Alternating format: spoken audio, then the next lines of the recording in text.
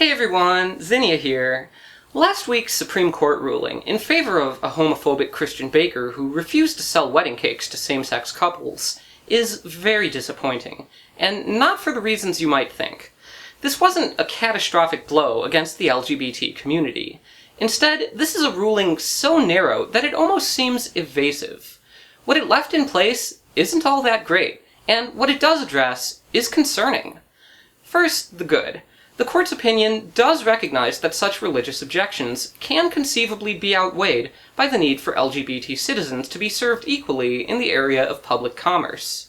Quote, "The court's precedents make clear that the baker, in his capacity as the owner of a business serving the public, might have his right to the free exercise of religion limited by generally applicable laws." Continued. And any decision in favor of the baker would have to be sufficiently constrained, lest all purveyors of goods and services who object to gay marriages for moral and religious reasons, in effect be allowed to put up signs saying, "No goods or services will be sold if they will be used for gay marriages," something that would impose a serious stigma on gay persons.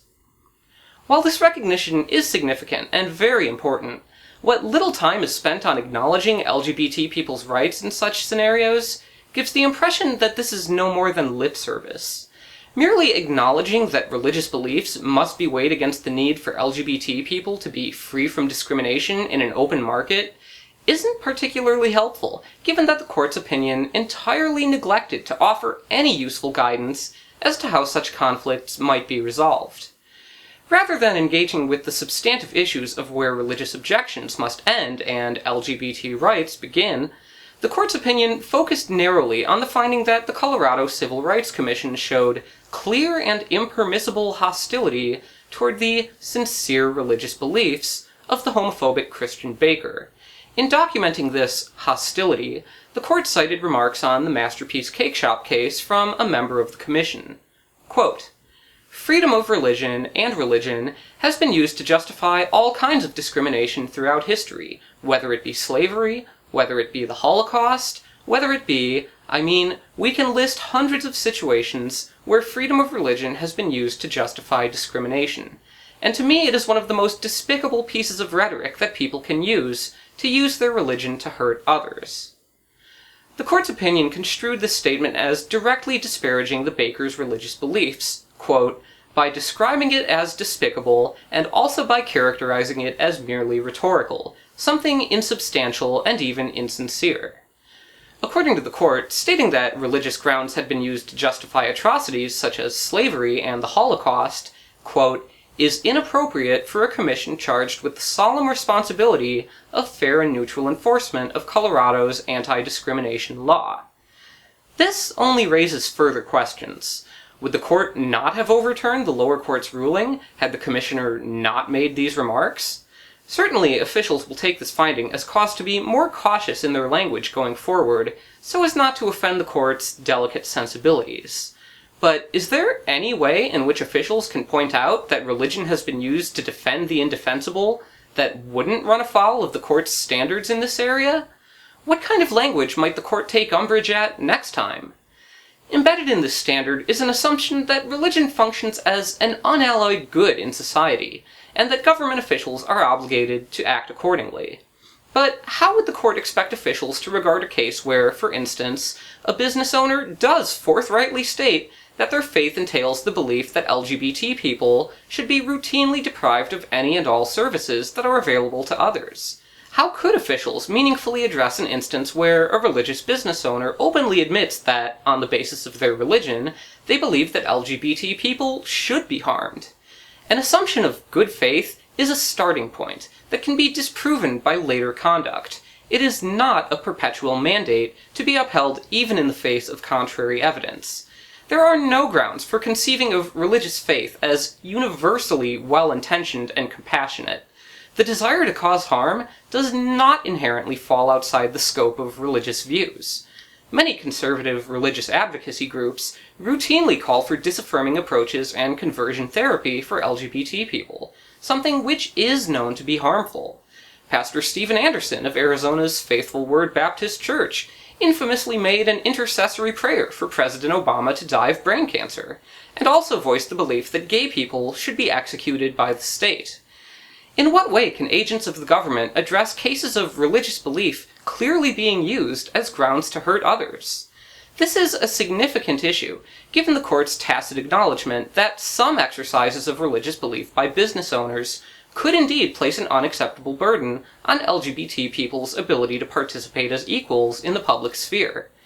How can officials articulate that fact in a way which is acceptable to the court? The failure to address the limits of free exercise of religion in the context of non-discrimination law is especially worrisome given just how broad the category of sincere religious beliefs can be.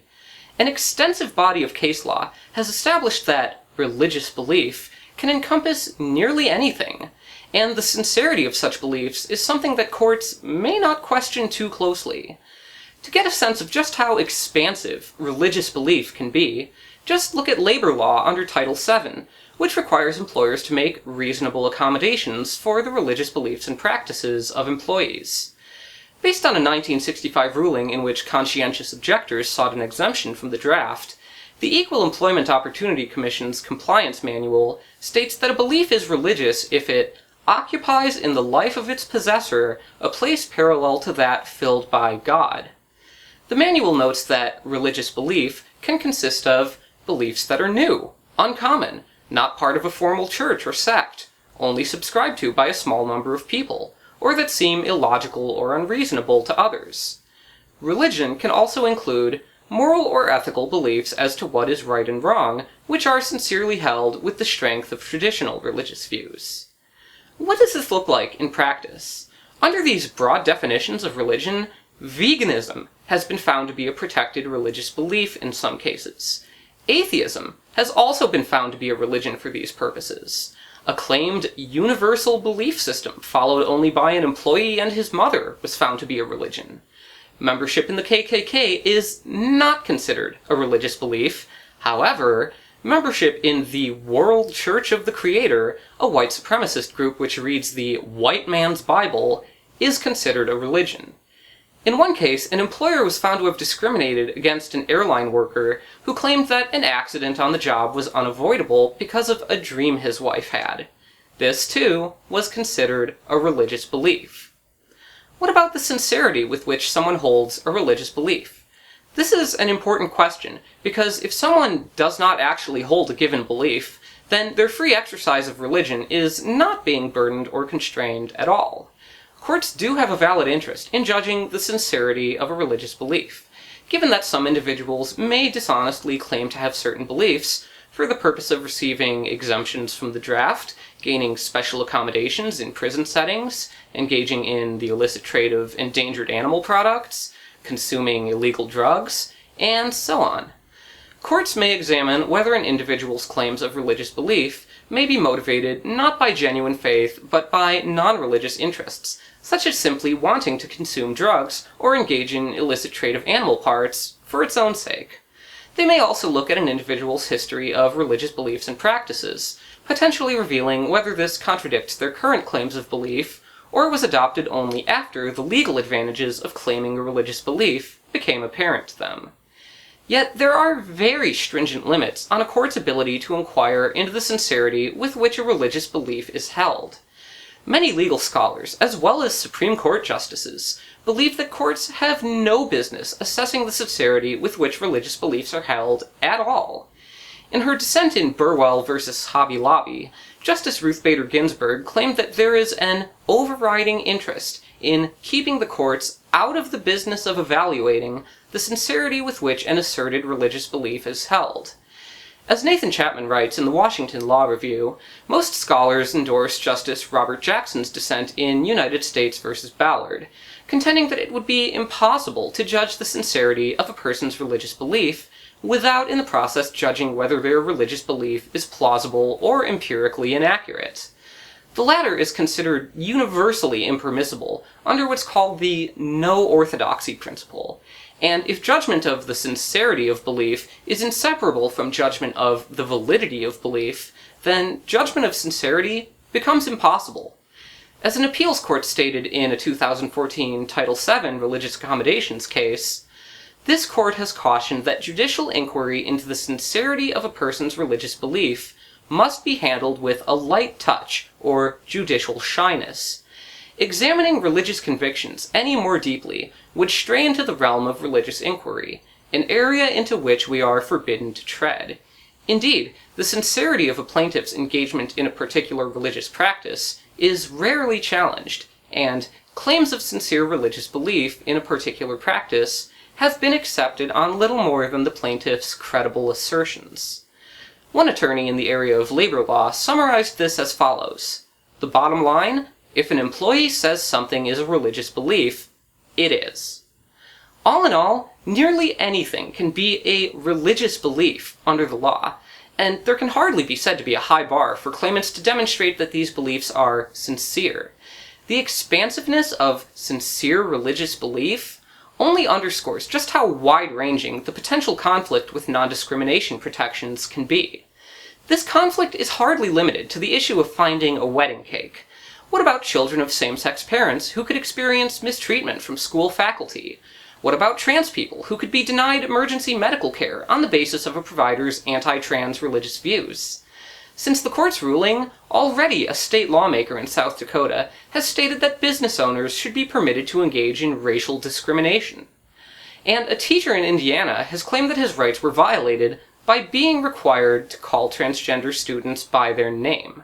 Non-discrimination protections for the LGBT community can hardly be said to be protections so long as they have a religious, moral, ethical, or conscience-based loophole big enough for vegans, atheists, racists, and dream prophets to drive a truck through.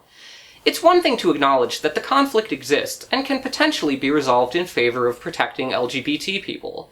It's another to answer the more specific question, how? That is the answer the court neglected to provide here. I'm Zinnia Jones. Thanks for watching, and remember to like, comment, subscribe, and support my work on Patreon. See you next time!